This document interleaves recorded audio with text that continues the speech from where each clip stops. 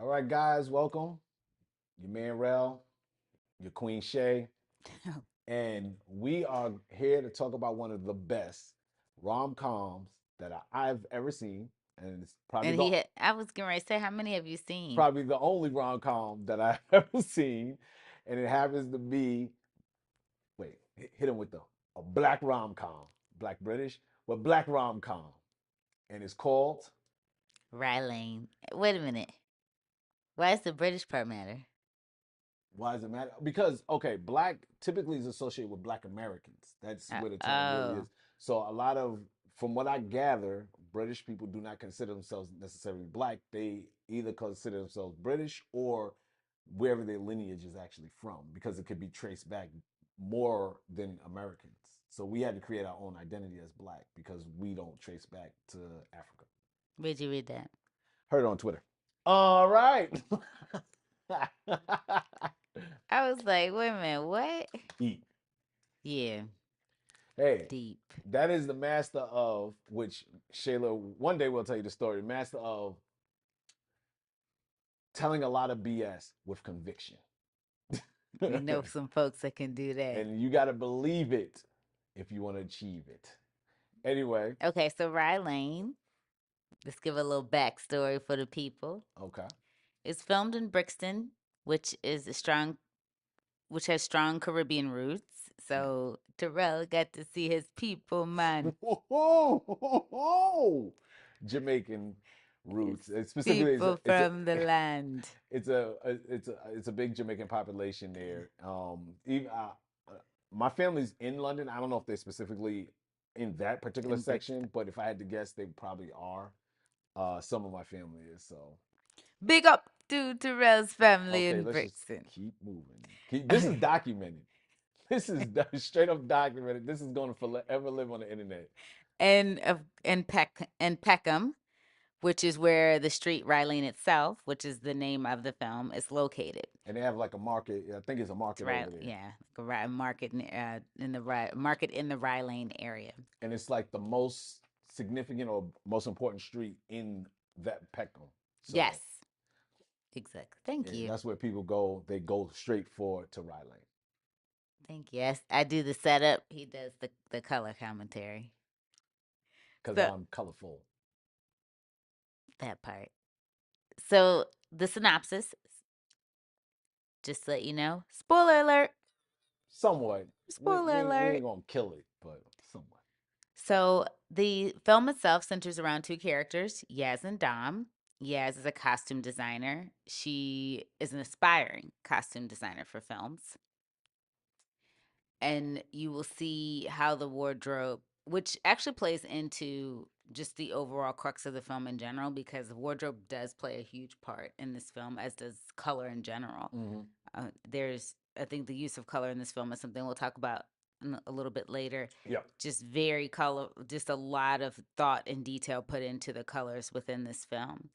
So there's a lot of nods, of course, to pop culture, because one of the most popular and iconic rom coms, which just happens to have a predominantly British cast, is featured. Uh, I mean, is which happens to have a British cast. Love Actually.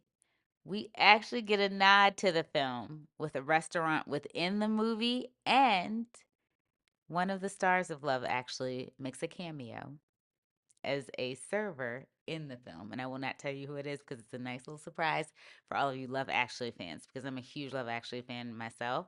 So really would love for people to check out Rye Lane and see it. I have a question. Can you say the name of the restaurant? I cannot say it. Love Guacamole. Oh, Love Guacamole. there you go. I couldn't say Yeah. it. And they also have voiceover or, street chatter about Steve McQueen, Mm-hmm. whom not, of course, the famous American film actor Steve McQueen, but in fact, British director Steve McQueen, known for 12 Years a Slave, which is an Academy Award winning picture. And of course, Widows. He did, it was a very popular series that he did. Oh my gosh, why am I blanking on Serious? it? The series he did, the one we were going to watch, it had, I think, John Boyega was in it, Ooh, but this is a Google moment. Steve McQueen is actually a part of that series as well. He's great. If you've ever had a chance to watch any of his work, another person with great has a great eye, Ooh, really beautiful storytelling, and great. It works very seamlessly with his cinematographer to just capture beautiful shots of his cast and of course, the city, the character itself. So okay. I really do like Steve McQueen, Not to be this guy. Every time you Google Steve McQueen, obviously, the man from Bullet comes up. yeah, But he's the most famous Steve McQueen in the U.S. If we yeah. probably were in the UK and Googled Steve McQueen, we might get the Black British Steve McQueen. I know.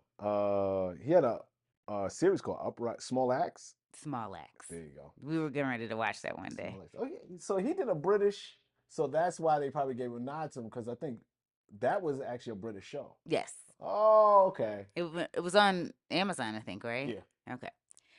So this kind of sets up the story with meta commentary. Now this one is really cool because what the cameo with the director that you point out, the director makes a cameo in it, and The actual the director, actual which is director Miller. Rain Miller, but she has Rain Ann Miller. It's a black female director, British black female director. She is phenomenal. Mm-hmm. Is getting ready to do some work with Plan B. You know, those guys have a little Oscar hardware in their cabinet, A little, so just a little, just a little, just a just a little little, Dee Klein and a mm, little Dee Gardner and Jeremy Klein. I have a little just a Oscar little. hardware. So really excited to see what they're going to do with Rain Ann Miller. They really, of course, they also are Steve worked with Steve McQueen on 12 Years a Slave. That team did. So it'd be really cool to see what they're going to do with Rain and what she's going to do moving forward because she is a phenomenal storyteller. I mean, especially considering she came on to do the piece of work, she did not write the script. Mm. So to bring those words Yeah, to yeah. life the way she did is fantastic. And the cool thing about her little cameo, and it's funny because she actually spoils the ending Yeah. by telling you how it should end, and But she's doing it, it's a film within a film. it's so done well It and is it's done. so Yeah. funny when you realize like, well, when Shayla noticed it was the director, and then I watched it the second time, I was like, Yeah. did the director just tell you how the Yes. movie's gonna I end? noticed it the first time I I was like, watched it. oh, that's fire, Yeah. B. So Okay. You there got was super New York on the that one. the details, the details in this movie was just is just on another level. It Like, was, and it's a especially for a rom-com. Like things that you just there's a lot of suspension of belief that rom-coms allow and a yeah. lot of kind of for lack of a better term drop balls that happen in rom-coms and she didn't miss a beat on this one and I just thought she did a really cool it's just so many things that she did with parallel later in Mm, the like kind of well we'll get into it a little bit and kind of just lightly paint yeah. for you what she kind of did that I thought we thought was so cool about this Mm, project in general. So back to the spoiler alert. So Dom and Yaz are two heartbroken 20 somethings. They meet in a South London art exhibit and they spend an eventful day together. They kind of help each other navigate basically their post breakup blues. After meeting at the art exhibit, they continue their day from there and they do end up meeting each other's exes and they tell their stories through flashbacks. And before, because, you know, one time I remember like being on X, mm, this was years ago, where I remember someone asked, is there another way to tell a story other than flashbacks, you know, to kind of paint something mm. that happened in the past without doing it?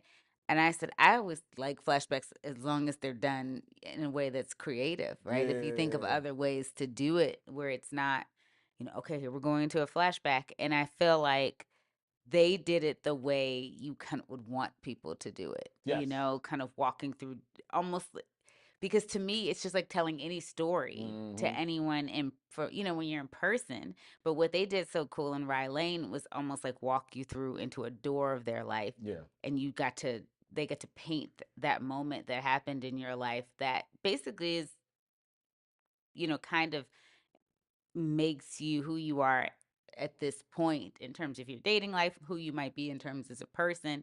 And I thought she found a really creative way to do that, and I was blown away by it.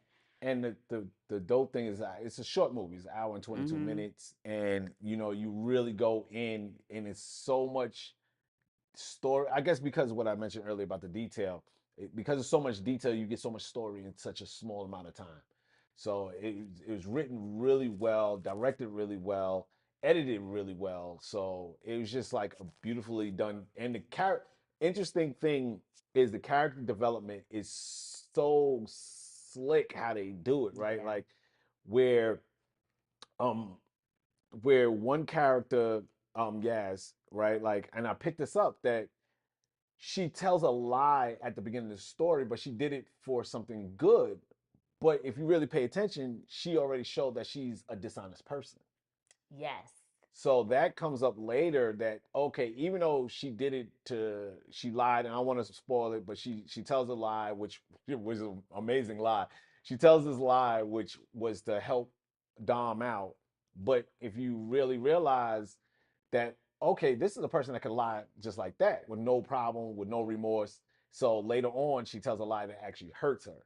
So that's such great story and character development without it being hit over your head, right? Like just that little moment tells you so much about her character, Yes. and it plays out later. And then because when you ask like why, why would she lie about something like that, and it's like yeah, because she's and her big personality shows that she's like this outgoing person, and Dom is more of a reserved person, but you realize her outward personality actually covers up her insecurities and how scared she is as a person. So that's why she create the lie, and it's just all kind of a facade that she has to come out of, which you know we don't want to ruin. We'll let you watch it to figure out if she does or doesn't, and their journey.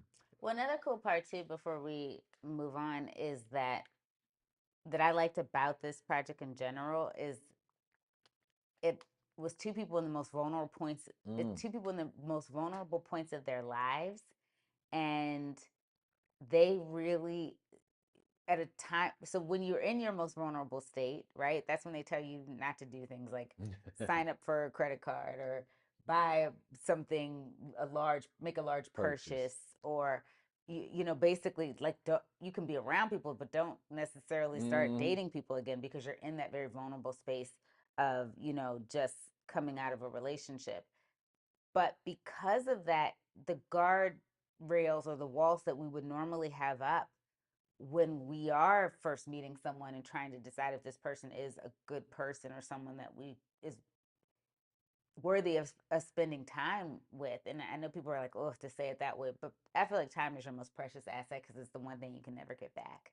So to do that in a moment where they are the most vulnerable, and in doing so, they probably find a deeper connection than they would if they were actually like looking for someone. Mm-hmm. Because that this is a bit of a spoiler alert. They both aren't trying to, neither one of them are over their exes. Yeah. So through this journey they take together in 24 hours, which another great story point. Mm-hmm. Putting a time clock on something, Yeah. even when you're not trying to, Yeah. and her usage of time in this film, including like was Rel always jokes about. Well, it doesn't seem to be one of those things that happens in rom-coms where it's that blow up period and then they're both mad at each other, and it doesn't end up happening. Yep. Yeah. Yeah. But Yeah. Yeah. Yeah. Yeah. even her use of time after that, phenomenal. Yeah. So I think in terms, we're speaking of the filmmaker, of course, but I think that's what is so beautiful about this love story. It wasn't on the nose. It wasn't about, okay, this, I always feel like these rom-coms, and in particular, and you guys can hate if you want to, I was, I used to consume J-Lo rom-coms for a while because like it was like my weekend cleaning thing. So they'd Mm. come on like TBS or TNT, and as you're like cleaning your place, like they'd be on. So for some reason, I pretty much watched almost every JLo rom com that had ever come. Instead of her like later ones, Yeah. Yeah. like the Yeah. most recent. I would say the more recent ones, but I'd say Okay. watched up until that one where she found out she had a kid and it was Vanessa Hudgens or something. Unfortunately, I saw that one too. You watched it with me. I Yes, think I we did. watched it during COVID. Unfortunately. But the craziest part about it is that you always knew like what they you didn't get to you didn't get to discover as the audience what was going on with her character. You knew like within the first couple of like the first scene, Mm-hmm. the one where she ends up meeting someone after becomes artificially Official instinct. inseminated. So she's like, I can't find a guy, so I'm gonna do it on my own. What do you know? Coming from being artificial. Sorry if you guys haven't seen this film. Spoiler alert. Trust me.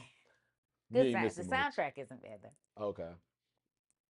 Of She meets the man of her dreams, course she does. but she doesn't want him to know that she's pregnant right Mm. away.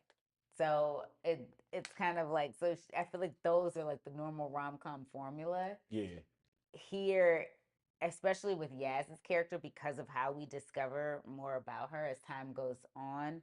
You don't really know what her, and for lack of a better term, angle is, Mm-hmm. and but you kind of know what Dom's is, but at the same time, you still learn so much about Dom throughout the process. So it Yeah. was just really great character development. Oh I my feel God. like Yeah. overall for this film. Yeah, and it's funny, real quick, just to reiterate what you said. The difference between this one, it definitely keeps you on a seat of your pants because it's told in such a different way because it's just a 24-hour, Yeah, moment in time where J Lo's, you can watch one of J Lo's hers be like for like 3 4 months. and you can watch any one of the other ones and it's the same It's the format, same format. 3 or 4 months, and she ends up with the dude, and you know. But man, does she not take you on an adventure just to end up with the dude? Like you don't even know, like the Maid in Manhattan, Wedding Oh my Planner. God. Oh, it's so many of them. It's like You could they, just replace the guy. That's it. It's the same story, just replace the guy and change the profession. yeah, So that's why we're really high up on this movie because it was told in such a different way. And as much as we love that it is black people, you could have replaced them with anybody, any that another thing. Yeah, it culture, doesn't feel any. like it's a like. That's another problem. It's like the black rom com thing gets put on it, where, and I do feel like that is something that is somewhat beautiful. No, I do feel like there's something that's very beautiful about black rom coms. I feel like you could replace that with any of ours as Mhm, well. mhm. We have I to. mean, we have to. So, because I think about the ones from the 90s that were just so pop, Love Jones, Yep. The Love and Best basketball. Man, Love and Basketball. You could replace so many different people in Yep. those roles. I mean, because Love Jones is a bit like, do you continue to date the person you hook up with the first night? Mm-hmm. No. You know,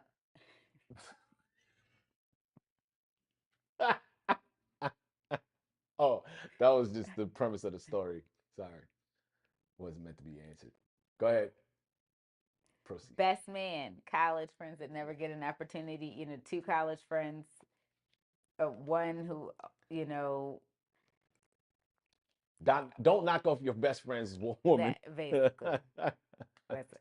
Love and Basketball, a love story that took several years in the several years in the making. Two Hmm. people that shared a love for sport, but also, shared a just always had love for one another, even though it took them several years to acknowledge it. Yep. Several years. Several years. L- Jason's lyric. I don't remember that one as much, and I The hate to only be thing that. with Jason's lyrics is like Tretch was a gangster, Bokeem Woodbine was like mixed up in some stuff he Yeah. wasn't supposed to. And then I was even gonna say poetic justice too. Yeah. You Yeah. I could have you mean, could have put four people of different. I mean, you the might not. gang violence thing would be a weird angle because it was a little bit of a. You Was he a remember? gang? Yeah, there was like a shooting at the end. Like I mean, his Q-Tip in the cousin, didn't beginning. his cousin get shot too at the end? You remember he was going through it and he broke up with Janet because he didn't want to talk to because his cousin got shot Oh yeah, all I the way at can't the end. remember And that. like you said, Q-Tip got his head blown off. In the first spoiler alert if you haven't seen Poetic Justice, in like the first scene. First scene. This is like so. Yeah, I don't know. That one might be a stretch if you took the core story, Yes. right? Like and took out the gang violence stuff. If you took the core story, then yes, it could be any I think culture. everybody was just excited to see Tupac play a romantic I character. know, man. And listen, he. I know He was we're good. off the reservation with this. He was good. He was good. Tupac. Poetic Justice Oh, in. Tupac. That's why you know he was in it. Yeah, Tupac. Poetic Hey. Justice. Oh, right. Poetic Justice. Featuring Drake. All right. So let's talk about some of the elements of this Really? film. Why Drake? Let's Good. break down some of the elements of the film, and maybe if you're an aspiring filmmaker, if you're a content Yeah, creator, you can take some of these elements that we break down and implement it into your projects. And if not, at least maybe going through this, we can convince you to watch Rye Lane. definitely. If anything for that, because we want to support this young woman and her journey in filmmaking because I think she's fantastic. So acting.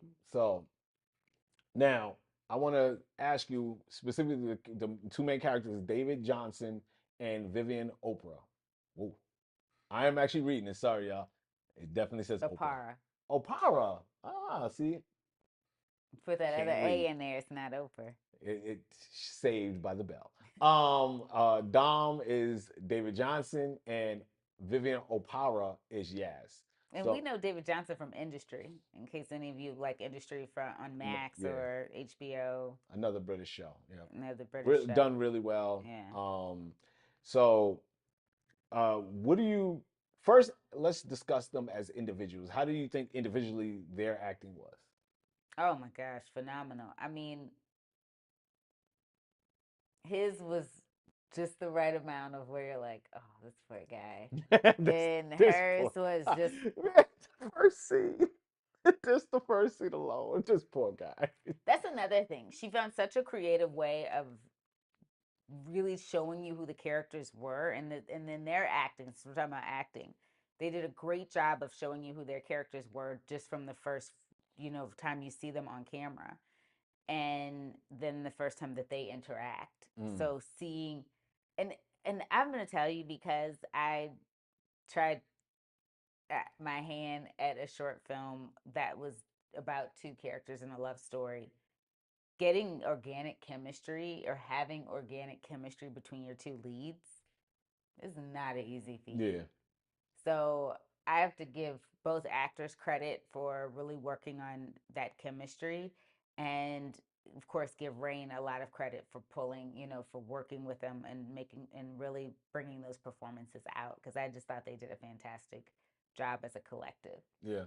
So I thought the acting was phenomenal, and the background characters and the auxiliary characters in this, Everybody. oh my gosh, like everybody played their position. Like Yeah. everybody understood what the assignment was and delivered, from his friends to his ex-girlfriend, her ex-boyfriend, his obnoxious girlfriend. Yep. You know how I feel about her. And The aunties. the The aunties. aunties, and especially, you know, great nod to British Jamaican culture. Yeah.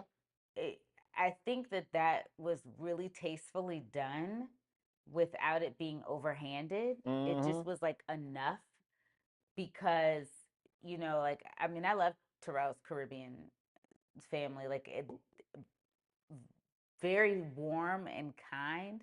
But man, if they don't tell you, they will tell you what they're thinking, feeling, and you just gonna have to deal with it. And I thought that was so beautifully shown in this film without it being overhanded and, to me, insulting. Yeah.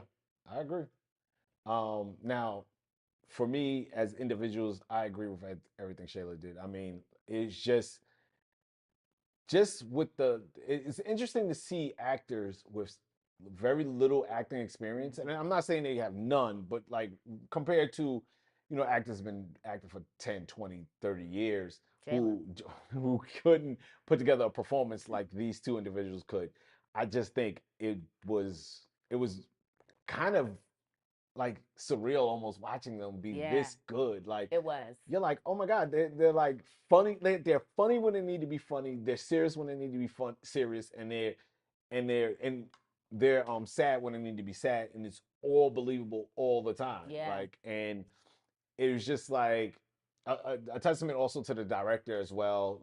Putting them in the right places, getting the right performance out of them.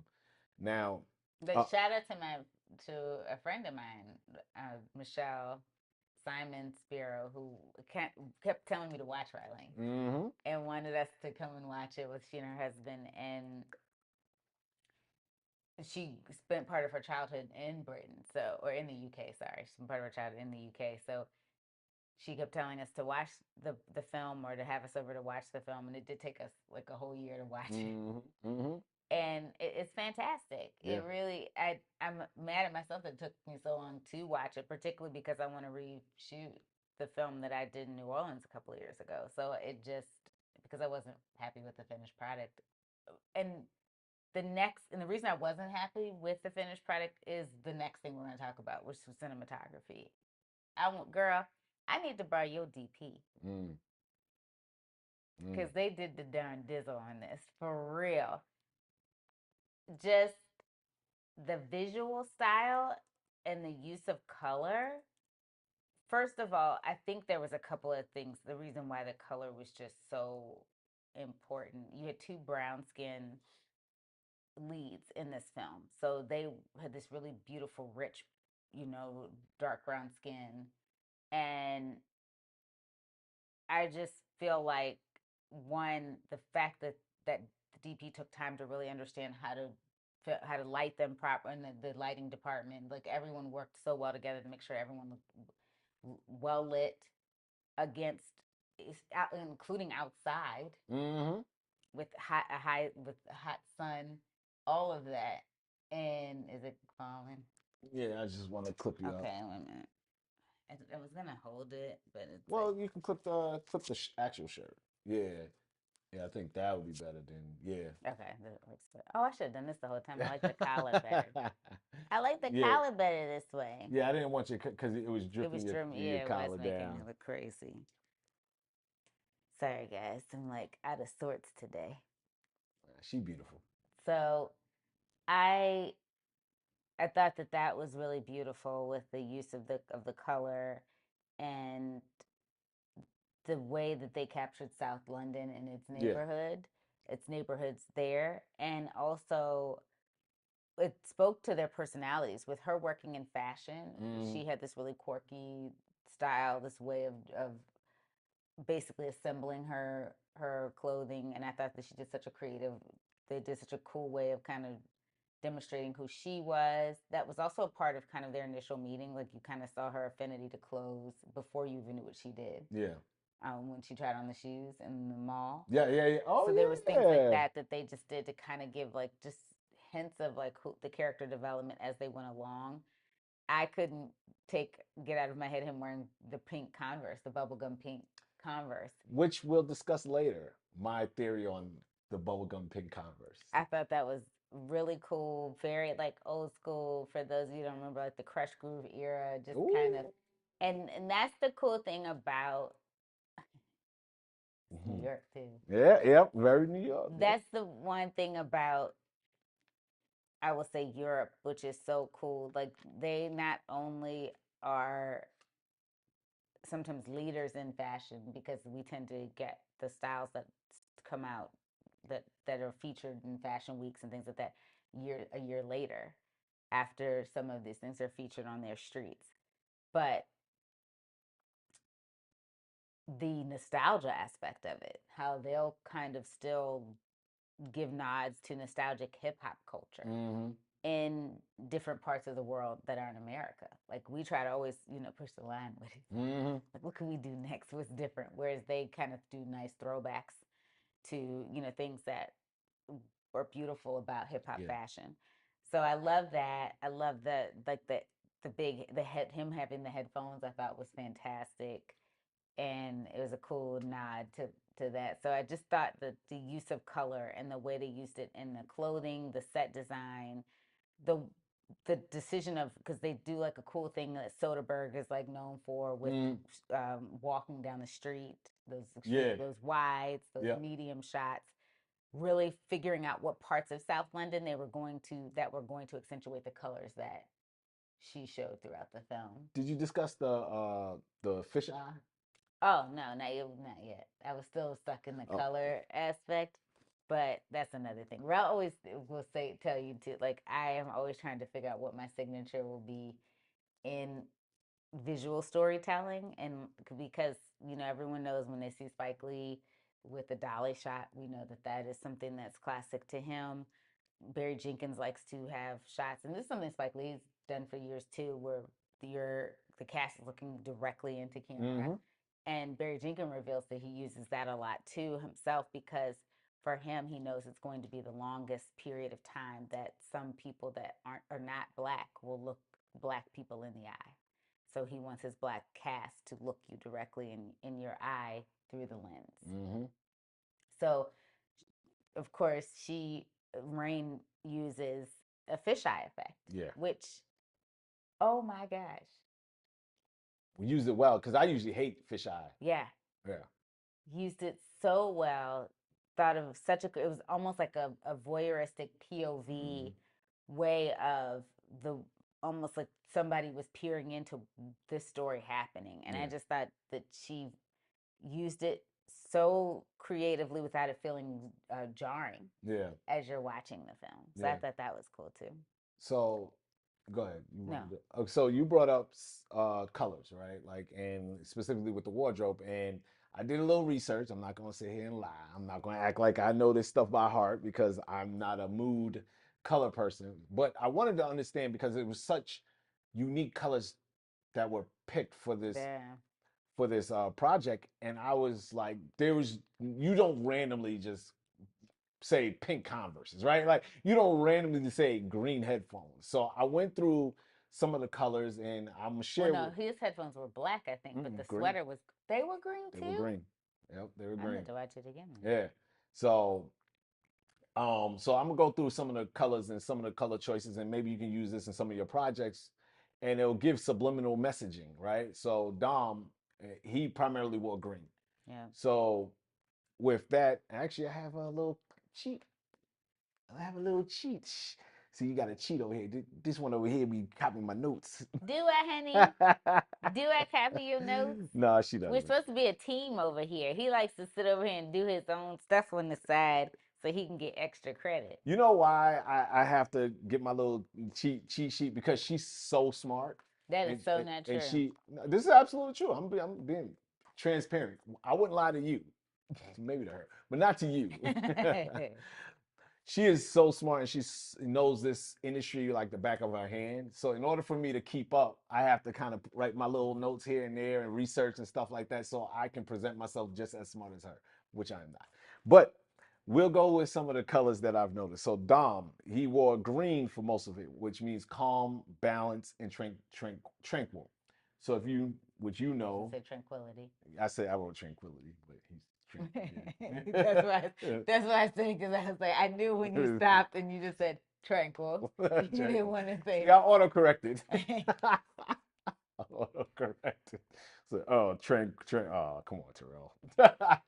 um, uh, so he was in Tranquil, which was his personality yeah. throughout the whole picture. Like it was like, oh, okay, that's spot on. Now here's where this one gets really interesting. Yes, she over here cheating.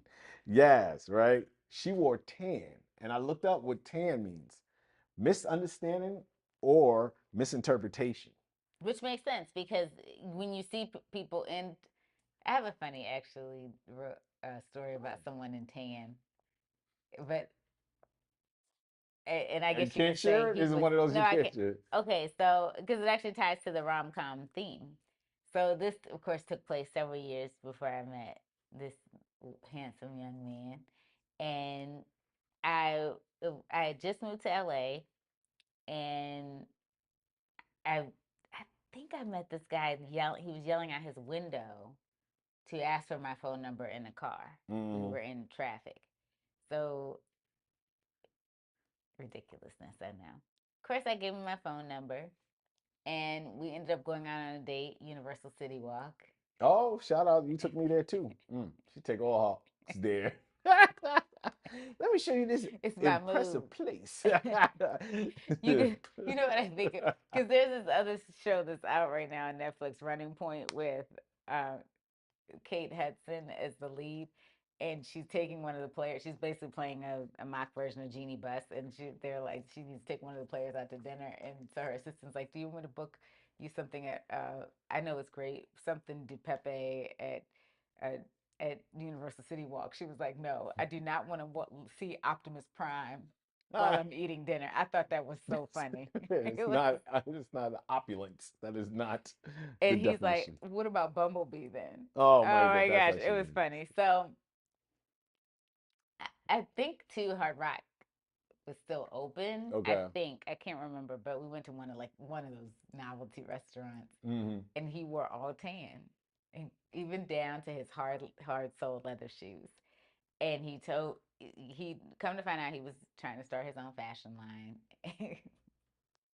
And he said, it was funny because LA is like known too for their Mm-hmm. khakis, like wearing their like crisp Yeah, jeans. yeah, yeah, yeah. And he said, because he did have like an LA accent. He was, he was breaking down how this is one of his ensembles, and what.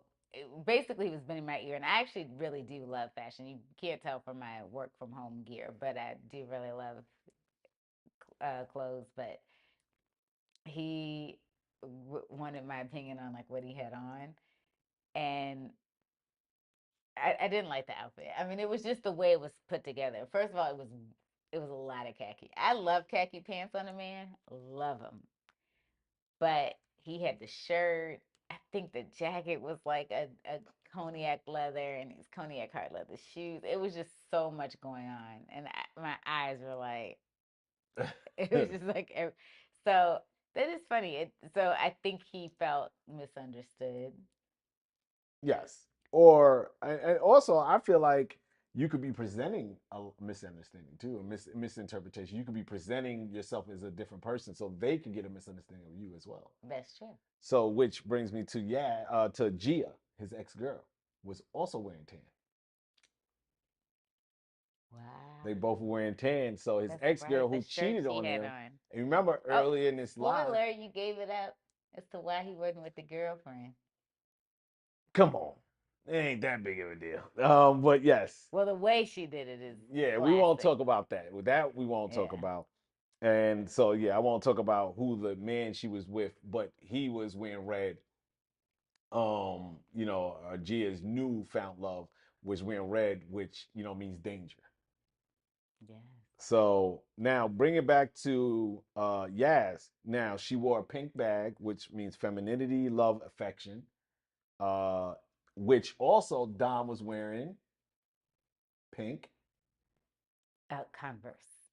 So they both were wearing love colors. Oh, beautiful. So they were both attracting love in that. Oh, gosh, so well thought through. Even though they had two vastly different personalities, the colors they were wearing, but they both actually had matching colors of love. Ding, ding, ding, ding, ding, ding, ding. So um that's what I got from that. Dialogue. Now this is where I'm gonna shut up and let Shayla talk for about a good 30 minutes. I'm not going to. I'm going to make it real quick, real brief. But she's a dialogue I queen, love so dialogue. And it's so terrible because I mhm, do. I love quick-witted conversations too when you can mhm, both quip and you can go, that beautiful banter and you two can play off one another. I thought they did an excellent job with this. mhm. It it's something that can be written well, but it is something that is really hard to direct and something hard for actors to pull off. And I thought they did a great job with doing. I also it just you forgot that they were strangers really quickly. Yeah. And I Yes, thought that was yes. something that they did really well. You know, it was something that was overlooked a lot in the Iron Man movies, but what made the Gwyneth Paltrow um, Robert Downey Jr. relationship in terms of Tony Stark and Pepper Potts so unique was how they were able to do that quick banter. Yeah. And I thought that Vivian and David did a great job doing this within the film. I thought that they executed it really. Mhm. And honestly, again, the supporting cast did too. Yeah. The ex girlfriend, the ex boyfriend, their two new significant others, I felt like did a great job.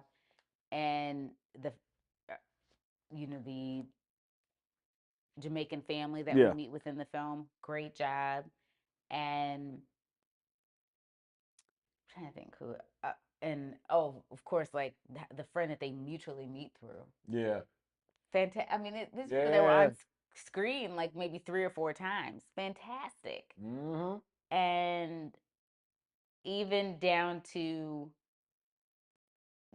she event, and of course we see Yaz at work at some point, and even down to those she interacted with. Yeah. Fantastic. So I just think that it was just very well done in terms of how the dialogue was utilized.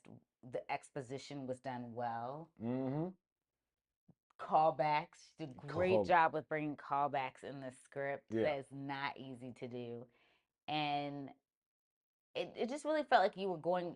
What I loved the most about this film, it felt like you were going on a journey with them. Like you were Yeah. actually, and that's what the cool part about the Yeah. fisheye lens was too, was that it felt like we were a part of their journey as opposed to we were being fed the story. Yeah. It felt like we were a part of it. And I think that is really hard to execute. And to do it in a rom com, Mm-hmm. No, I agree. And my most memorable, for me, the most memorable is two moments, and I don't want to go too much in detail with them because it'll ruin some of the story. Obviously, mm-hmm. I think it's the two biggest scenes which also play into the structure. Um, the restaurant scene with the two couples where Yeah. you had uh Dom and Yaz and Dom's ex-girlfriend and her current new man, and the banter and the quick-witted and the acting and everything just came together just so well, and the chemistry between Dom and Yaz, because that's really where I think the chemistry really kicked up a notch, where it was just like such a great moment. And then the most tragic scene at the when you're getting closer to the end, not at the end. I think though the dialogue in those two scenes were really well Mm-hmm. done. The dialogue where Dom and Yaz, obviously, because in a rom com you have to have some type of confrontation. So that was where the exchange between them was done really well. So I think those are the two most memorable moments to me. And do you have any other memorable moments to you that stuck out? That sticks out? I thought what was executed, especially because I have an art element in the film Mm. that I was trying to the dialogue at the exhibit. I thought was fantastic. I mean, because you're talking about other you have background actors, you have auxiliary characters that are, and that friend, the way he Yeah. would pop in and out, Yeah. the timing, Yeah. so good. And I think that's something that is not easy to pull off. So I Yeah. thought that they did a great job with that. And his girlfriend too. I thought that was Mm. fantastic. So I just feel like they just had a very transitions too. Oh yeah. The use of transitions with especially as time is passing after their confrontation, the way they did it with phones, Mm-hmm. food, drinks, it was really cool. That it just she found a really great way of doing passage of time Yeah. that just I thought was fantastic, and also without you kind of knowing how much time Yep. passed, but also give you time to appreciate that there was that moment where they were pining. Yeah. So I thought that that was a, she just thought of so many. She thought of every detail. She and Yeah. her team really worked well in making sure that they told a well developed story. So structure and why this, and we've already touched on this almost in every topic that we discussed today, but the reason why we're harping on structure, especially me as an editor and watching some people content, you have to figure out the structure of your content. Yeah. You have to figure out in your pacing. You have to, like, some of your pacing and your content just either plays too long or it's too quick. And you if you really can nail down your pacing of your stuff, you can make even mundane things seem entertaining. Mm-hmm. So focus on your pacing, focus on your structure, and you can create pretty dope work without even, for example, this live that we're doing, right? We had an intro, we had a recap of the story, we had so we've kind of doing four acts, right? Like we have well, 3 acts, excuse me. We had the intro, which doesn't count as an act, that's more of a cold open. Then we had Act One, where we broke down the story. That's the intro. Like, hey, this is what the context we're talking about. The body, which is this is the crux of what it is, because this is most important. understanding why this show is so good. And then we'll have a conclusion where we'll talk about maybe a little and I want to ask Shayla a question about black rom-coms. And that'll be the conclusion to wrap up. See? Act structure. And then what I do is I'll take this and edit it down to make it faster because live we got a lot of ums like you knows and this and that, and I'm really bad with that. And some of the things are repetitive, right? And I'll cut all that down so you have a cleaner, quicker version. Yeah. Boom. All right. So now let's talk about Rye Lane. Now the act structure with that was very traditional. Cold open, title, act one ends up with me and Shay talks about is where they really cement their relationship, and then the next one is when they break apart. That's the next end of act, and then you have the resolution. Hour and 22 minutes. You have a clear act structure. It's not wonky. It's not weird. It's not like not Tarantino esque. Things told out of place. No, very clean, clear, and I loved it. But more importantly, the pacing. Right. This is one of the fastest stories I've seen told that didn't feel rushed. I And agree. I wanted to ask you where how do you go in writing like that? Like writing, because I don't want us to tell you how good it is. We tell you it's good. So most importantly, like how do you write pacing? Like how do you in a script, you know? I think it's kind of, I mean, you say this all the time. If it feels like it's repetitive, then you Mm, definitely don't need to say it more than once. yeah, If you feel, to me, in terms of pacing, it's almost like what we do when we work on a series, a series that we work on, that you edit, that I produce. We always have to think about what do we want the audience to know at this stage of the story, yeah, and what what dialogue is going to move the story forward, and what is going to help to push us, in terms of the story as we go into the next scene and yeah, then the next scene. And how, most importantly, what you should always think about going into any scripting you're doing, any show, the series that you're working on, that you should know where you're ending. yeah, Because once you know where you're ending, then you kind of, you know where to start and where, you need to go from there, because that can help you if you know where you want to end up. And of course, with most rom-coms, it's that you want the two to be together, but how do they get there? yeah. And I think that you'll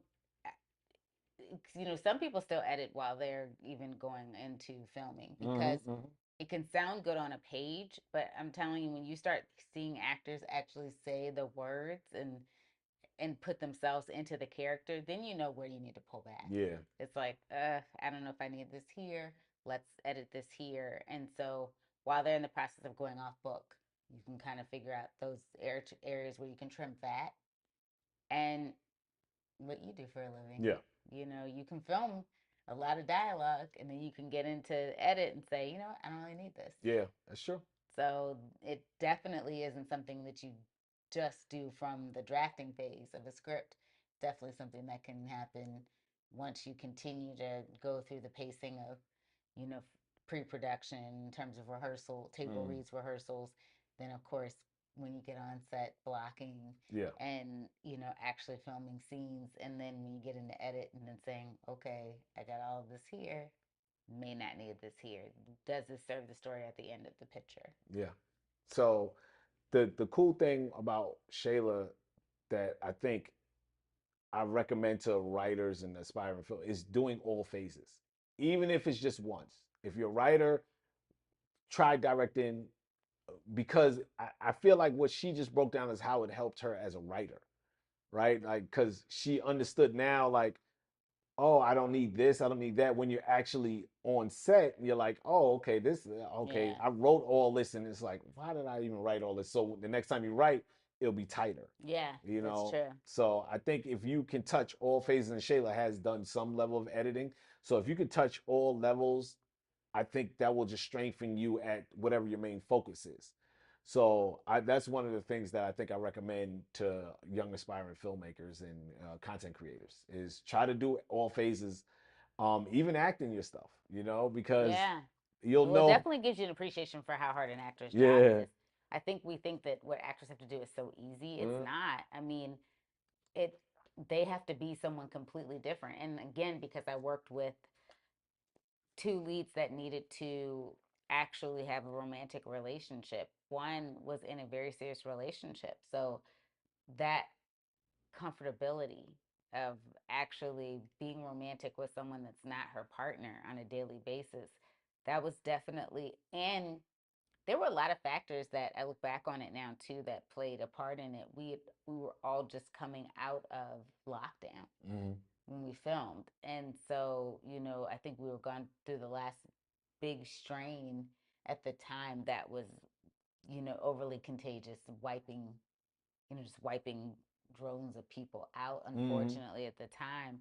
And I have to think that we all had a little bit of shell shock slash, culture shock slash social anxiety yeah. of coming out of the house and being reindoctrinated into being in person with one another, because our crew was wearing masks. Mm, Our actors, would wear until they started to, basically till they were and had to do hair and makeup and then were in scene. yeah. But the thing about it was that as they were acting, I remember, well, when we did rehearsals, everything was on Zoom Mm, because we all lived in different cities. Even though we were filming in New Orleans, it was like only one of my actors lived in New Orleans, and we needed to make sure that, so we still didn't know what their chemistry was going to be like in person. It worked somewhat within those squares, but when they got in person, you really got to see what was working and what wasn't. yeah. And that was very telling. So it took a lot to kind of get us through the steps of getting the characters to where they were comfortable and making sure that that came across on screen. Yeah. So overall, obviously, I mean, if y'all can't tell, but overall, what are your what's your enjoyment Since we are not certified fresh over here and we level? don't certify fresh, We don't certify we are fresh. candied yams. So Yeah. we certify sweet and savory. I would honestly give this a candied yam score of 100%.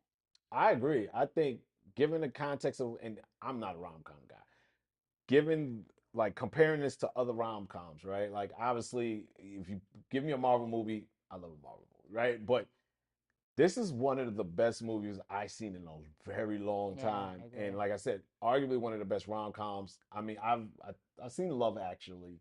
Yeah, I've seen a few of J Lo's. Love Actually is a great movie. it is a great movie. I've seen a few of J. Yeah, It did a great job of an ensemble cast and taking you in and out of yeah. different people's stories. With Crash, it was like a, It created almost a whole genre, it did. right? Because they did the New Year's one. Yeah. It was like a whole bunch of these Well, other. no, that was actually, That was no, before that one. that was actually, um, oh my gosh, it's Penny Marshall's brother. Well, I meant Yes, sir. the No, because since Pretty Woman, I think he did Valentine's Day, he did New Year's, he did mm, all these different types of ones. Because I really think maybe it did create that. I don't know if yeah, that came after, if Love Actually came before yeah. Let's see. all of those other ones. But that was, oh my gosh, why can't I remember his first name now? Shame on me. Because he was huge. And you said what was it Valentine? Oh, you wouldn't know the name of it. Valentine's Day. It was literally called Valentine's Day. Oh, It had like Ashton Kutcher in it. And oh yeah, that was 2010. so that was after Love Love Actually. Actually was 2004. Yeah, okay. Yeah, So, no, so you're right. It did kick off that yeah, genre. yeah. Because that was a Christmas movie, Mm-hmm. basically. It was a Christmas based, Yeah, themed yeah. film. And uh, you know, at the time, starring, well, Colin Firth kind of had some fame. Bridget Jones, I think Oh, Bridget Jones, at Jones. least the first one might have come out Yeah, at I that think so. time, and then you had Chiwetel Ejiofor, so pre 12 Years a Slave. Didn't even know who he was. Keira Knightley, I Yeah. think that was like post Bend It Like Beckham. I Okay. believe it was like, and then so you had Liam Neeson. Hey man, Naked Gun. So it was a pretty big, like, cat. So he was one of the few, because, well, he's not British, but what is he? Ooh, Irish, I think. I mean, yeah. So Liam. I mean, I hate to be that guy to stereotype somebody, but that does sound he like was a. Irish and No, it says he. Yeah, Northern Irish. Woo. Northern Irish. I'm not racist. Ha. Hugh Grant. Yeah. I mean, Hugh Grant was big at that point. Yeah. So Hugh Grant was in it. So it had a lot of like really great characters in it. Emma Thompson. Hmm. So you just had a lot of people that brought something. Oh, Yeah. Alan Rickman was it? The Oh, one that played the sheriff of Nottingham and oh gosh, he was like having an emotional affair. uh, Sheriff of Nottingham and Robin Hood with Kevin Costner. oh my God, this guy? Yeah, Love Actually. It says yeah. Love Actually. Yeah, yeah. So he was. So it was like a huge cast and Of stars and emerging an stars. emerging star. So to take you in and out of those different stories, I feel like this is one of the. I mean, hands down, and people can disagree with me all they want. The Brits in acting. Oh my gosh! I think if this is the school you wanted to be, this is the Mm, education you want, and that you really want to be an actor, I do really feel like if you can afford to do so, yeah, go to England and work. yeah. Like I just feel there is something there within their acting core that is just whether it be on stage, they just really take the art of Mm, acting so seriously. yeah, And I know a lot of people are going to hate that I say this. I do feel like some of that lacks sometimes in American culture. I feel like if we just get an opportunity because we tend to give the opportunity to some people who really don't want to be actors, might have done others had other skill sets that they did previously that they may be an auxiliary character or even a lead at some point and not really work on the craft yeah, itself. And so one of the reasons we're so blown away sometimes when we watch any type of British cinema or television show and we're just like, oh my gosh, it's because, I mean, a prime example, Idris Elba played a character from a city and a state and based a country he wasn't even from, and people didn't even know he was British from The Wire. yeah. And And a very like sensitive, like you can't fake, a Baltimore accent. you Like know, I'm from Maryland, I can't do a Baltimore accent. Like you it's real. can't fake that energy, that Baltimore swag, and yeah, yeah, So that's a prime example. I yeah. mean, and he couldn't tell people that he wasn't American. I mean, I think the director, don't quote me, I think the director like one day either was in an interview with him and heard his accent, didn't even know the whole time he was on the show that he had a British accent Yeah, because because he the stayed in casting character. Yeah, director told him that they weren't supposed to cast Catholic. anyone that Oh wasn't. yeah, so it is a true story. And Okay. so he basically had to be in an American accent for one the whole time, and then had to sound like he was from Baltimore. So I have to say, if you can afford to do so, I mean, there's so many Yeah, examples. Like that was a huge part of Howard University's program was sending, young people yeah, that they I knew would had do it. prompts Yeah, to the, program at Oxford, and out came Chadwick Boseman. yeah. So I just think that it's not something that can be faked. That's the irony, real quick, that I guess like everyone that tries to run a Hollywood to become a Hollywood actor, and I would actually probably go to England and try to do theater first, get your chops, and then come back to America, and then you will be a double because they'll be like, oh, you're American, but you actually have like Chadwick Boseman who had British talent.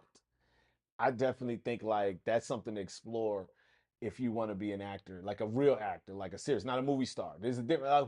Someone was breaking that down, the difference between a movie star and an actor. It might Like have been Anthony even Mackie. It was Anthony Mackie. He was talking about it. yes. He was talking about everybody wants to be people want to be a movie star, but like not everybody wants to be an actor. Which is Being an actor is hard. yeah, Like, and that's the thing. You know, it's a lot of disappointment. It's a lot of, but that's just this industry in general. Like, Rel and I could talk to you about it for days. I mean, he and I have had very successful careers, and at this point in the industry, it's a very dry landscape. It's very, you can get a series and work for 4 to 5 months, and then you might not work again for another six, Mm. 7, 8, 9, 10, maybe sometimes a year. And that wasn't how this industry was when we first Oh started. no. So, it's definitely one of those things where when the going gets going, it can be really good. And you have actors talking about the phone stops ringing, or I mean, it's different now. However, now you might get someone reaches out to you for work, Yeah.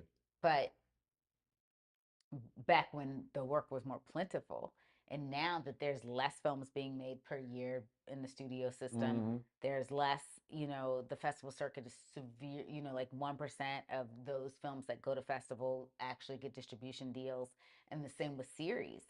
So, it's like, even though it feels like there's a lot of series on, it's still probably not as many as you it's still not as many as it would take for those that have worked in this for 20 years Yeah. just to be employed. So there's still not enough work. Yep. So considering that there used to be an onslaught of like work for people that were in it, think about now there's less and Mm. less work. But and that's the scariest part. If you are really doing this for the love of the art, you might get passed over for someone that's more popular on social media. Yeah. Oh. I know that sounds crazy, but it really is. Like they're going to cast someone that has, 5 to 10 million followers because they know that they'll bring an audience to watch them Mm. off of a platform on, whatever screen that they're on versus someone that might have been doing this, went to school for it, studied it, X, Y, and Z, and has been in every audition they can be in, taking every bit part that they can take, and they're still like that's the thing. They're still background, or they're still. And I'm not taking anything away from. I think if you get the opportunity to get any screen work, you're blessed. But the roles that they want to really receive, they're not getting. Yeah. Man. Well, now let's talk about. It's funny that you talked about the market drying up, and this isn't about necessarily market drying up, but like I want to take a look at black rom coms. Now I Yeah. wonder if this is considered a black rom com. Best Man and like The Wood. Yeah. Those would be Well, yeah. right. Like weird because they kind of like buddy films too. But The Wood was more of a buddy film. Best man, Man, I guess it's a buddy film too, but there's a rom com aspect to it. yeah. But so those are more buddy films, just like the brothers. Oh man, you know what? I know which one might be the Steve Harvey joint. Oh, Think Think Like a Like a Man. Man is That's a a rom rom com. com, Okay, so that's a black rom com. and that was one with like kind of trying to do it like Love Actually. It was. So as you see, I'm struggling to name black rom coms. Yeah. So why is that? Why is there a lack of Well, it's black? just like the woman that did the book, right? That they told her to make the characters Caucasian, and she'd have a better chance of like getting it adapted and becoming a film. Yeah. And right now I don't remember the name of it, but Anne Hathaway was in it. Mm-hmm. And I knew people that actually read the Oh, you book. saw that movie, didn't Yeah. you? Sorry, I shouted you out like that. My bad. It's like the woman that actually the idea of you. And I knew someone that actually read the book and said that they felt like, considering who the how the book was actually written, they didn't necessarily love the leading man in the film. The concept wasn't a bad concept. Ben Younger did a film similar to that, an older woman and younger man, years ago in the film with Uma Thurman and Brian Greenberg. And I can't remember the name of that movie now. Oof. Yeah, It I was cool definitely because it had a hip hop aspect to it. Because Brian Greenberg kind of like he had a hip hop fetish. background. Well, he was in How to Make It in America, and No. oh man, cause yeah, it's back. Oh, okay. All right. So I might have to. Let me see. We Oh, going so back. I was gonna go to IMDb. Oh, it might be. He's in Suits.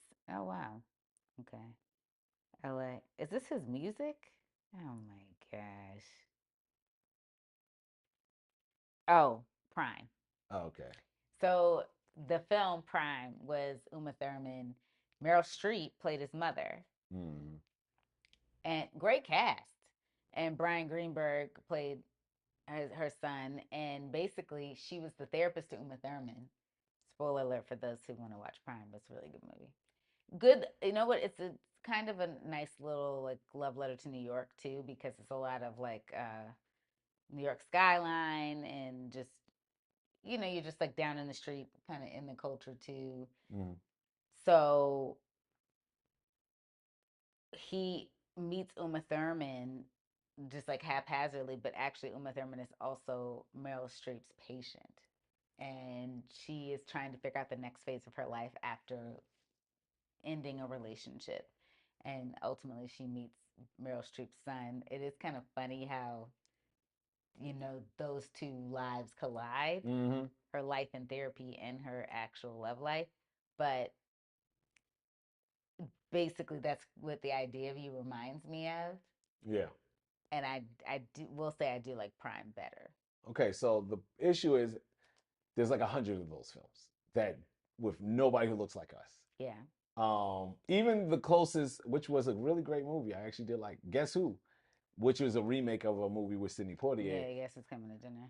It still was about an interracial couple, right? Like we still don't have like a stable of black rom-coms, and that's really unfortunate because when we do it big, we do We it do. right, and we love hard because we're No, passionate. Journal for Jordan was But that's somewhat of it. romance. It was romance because Yeah. oh, it wasn't a romantic comedy. Yeah, because Yeah, that's what I said. Rom com and romance. We don't have rom coms like that. we don't. We had a slew of romance, even though they slowed up We in the late did. You're right. '90s. We don't have black rom coms like that. Nope. I don't know why. I don't know. Maybe it's because, and I know I'm being silly, guys. Just follow me. Maybe it's because we are just so passionate and so cool. We can't be like the butt of jokes type of stuff. Like we couldn't be knocked up. Like I don't know. I don't know. I really don't know why they I don't. think we could, especially now. I do feel like Oh yeah. I feel like maybe older generations Mm-hmm. wouldn't have felt comfortable in that, but I feel like with millennials and Gen Z, Man, give me a Regina Hall in a rom com, and I am sign me all the way up. well, remember they tried to do a rom com with the Aldous Hodge and Taraji.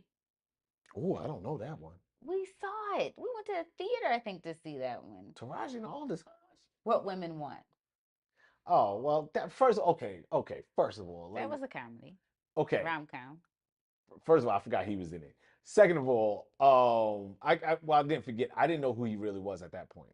Sorry, all this. You're Oh amazing. my gosh, Aldous Hodge. I didn't watch. Not Leverage, but you didn't see him. Oh, because you didn't watch Friday Night Lights. No, I didn't.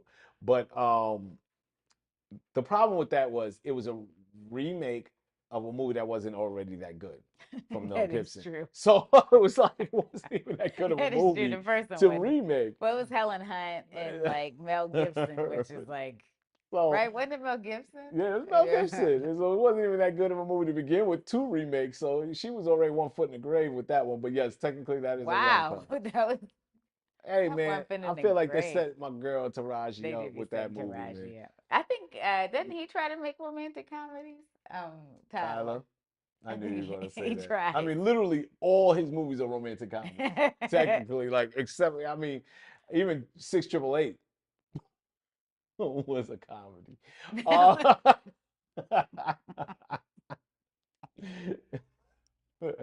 My we girl said, didn't laugh with I him though. lost I lost my man, sort of boyfriend, not boyfriend. I like him, but I don't know what our relationship is.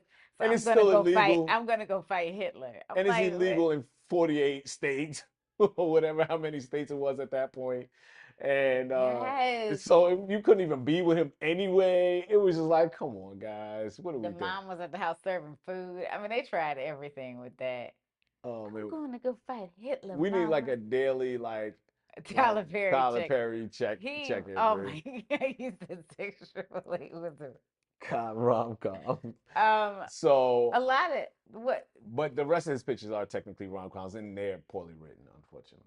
No, I'm you not even know gonna what? I eliminate. don't know if any of because I can't do it without you. What's the one with Taraji and the dude Adam? Oh, that one. I can do bad all by Myself. myself, Yeah. First of all, but you they're need not. Uh-huh. 18 words for his titles too. Don't forget that. Like you need at least 18 words for his title. Well, the reason that that one wasn't a rom com too is because like she kind of had like this married dude paying her bills, and Mm, it was it was. and like then they brought in, you know, the sister's kids. She had to watch the sister's kids, Yep. and the dude was trying to hit on the niece, Oh my God. who was like a teen, yeah, Yes, I do. who Yeah, was yeah. a minor. So it got kind of dicey there, and then the Spanish dude that was like cleaning up the Listen, house in the church, like had to fight oh, it's so much going I'm gonna on. tell you exactly. I'm gonna The sum it up wife's name right I here. can't remember. I'm gonna sum it up right And here. Medea was in it too, so don't forget I'm gonna sum up why none of those movies are rom coms because you always leave with PTSD, that. and you can't leave with Especially PTSD because of when the it's a rom minor com. aspect of it. It's like, why is always got to be somebody being inappropriate with a child Always. or their fellow adult? Yeah.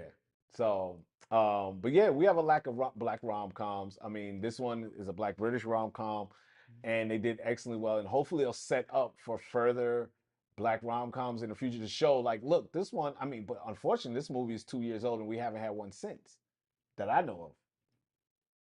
I don't even think they're green. I mean, now with D, I know, no, I they're don't not. think they First of all, get they wasn't they're green not lighting getting in green light general. them anyway. I think now it's really gonna be like You won't even get white rom black coms. You ain't rom getting com, nothing.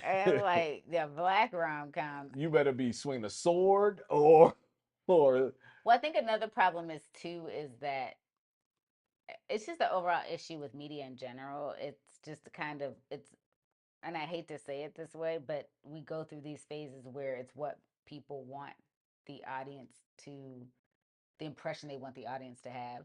So if they want the audience to if right now the most it's what's popular, right? It really is. Like it really is pop culture influence. So if what's popular right now is say interracial romance, they're yeah. going to push that. If what's popular, I mean, Caucasian romance is always popular. That's always in America. In America, it's always in. But for some reason, kind of exploring the complexities, yet the comedy in Black Love. Like a lot of people act like Black Love is so tragic. Yes, And thank it you. isn't. Like it is a lot of like I probably do more laughing with Rel than like it because the thing about it is that it's just like with any other culture, we have a lot of inside stuff we understand too. So we can be out and he and I see something and we're both thinking the same thing. I mean, sometimes to the point, like, Rel, you know this about New Yorkers, everybody, they don't have inside voices. So they really, because everything's so loud in the city, so they have to talk over everything. We are So, at a 80 to 90 decibel. Oh. oh, shit.